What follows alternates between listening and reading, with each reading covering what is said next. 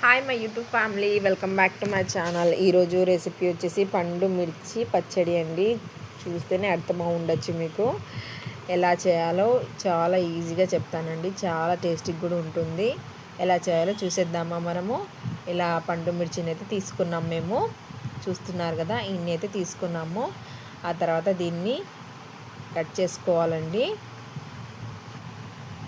ఇలా కట్ చేసుకున్నారు, చూస్తున్నారు కదా, ఈ విధంగా కట్ చేసుకొని ఆ తర్వాత చింతపండు అన్ని నారలు తీసేయాలండి. చూసారు కదా, మేమైతే ఇలా నారలు అన్నీ తీసేసి పెట్టుకున్నాము. ఇక జీలకర్ర, మళ్ళీ ధనియాలు ఇంత తీసుకున్నామండి. తీసుకున్న తర్వాత దీన్ని కొద్దిసేపు వేయించుకోవాలండి. మనము ఇలా పొయ్యి మీద కొద్దిగా వేయించుకోండి, తక్కువ మంటలో. ఇలా బాగా వేయించుకున్న తర్వాత ఇలా గ్రైండర్ చేసుకొని పౌడర్లా పెట్టుకోండి. ఆ తర్వాత స్టవ్ ఆన్ చేసుకొని ఆయిల్ వేసుకుంటున్నాం మేము. ఆయిల్ అయితే చూస్తున్నారు కదా, ఇంత వేసాము పచ్చడి కోసం. జీలకర్ర కొద్దిగా వేగాక ఆయిల్లో ధనియాలు చూస్తున్నారు కదా, ఇన్నైతే ధనియాలు వేసుకున్నాం మేము. ఆ తర్వాత కొన్ని ఆవాలు వేసుకుంటున్నాము, చూస్తున్నారు కదా. ఇలా ఆవాలు వేసుకున్న తర్వాత ఎల్లిపాయలు, పొట్టు తీసేసిన ఎల్లిపాయలండి. ఈ అంతా కొద్దిగా ఆయిల్లో కొద్దిగా వేగిన తర్వాత ఆఫ్ చేసేయండి స్టవ్. తర్వాత ఎండిన మిరపకాయలు తీసుకున్నాం కదా, ఉప్పు వేసుకొని గ్రైండర్ చేసుకోండి.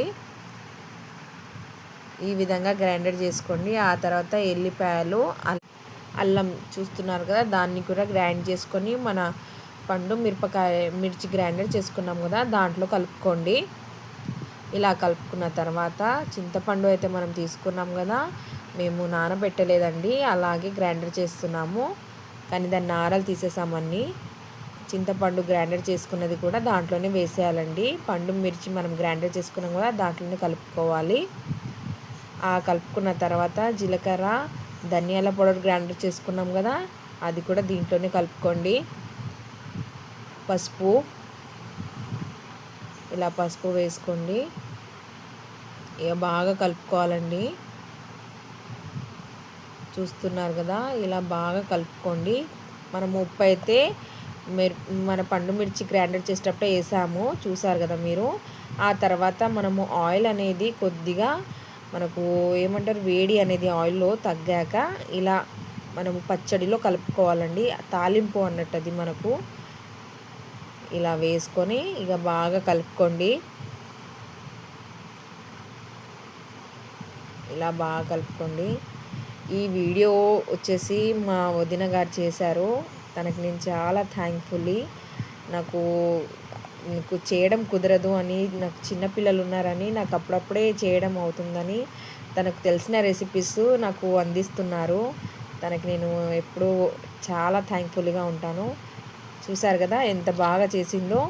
థ్యాంక్ యూ సో మచ్ మా వదిన గారికి, ఎంత బాగా వచ్చిందో. Thanks for watching my videos. Thank you so much. Thank you.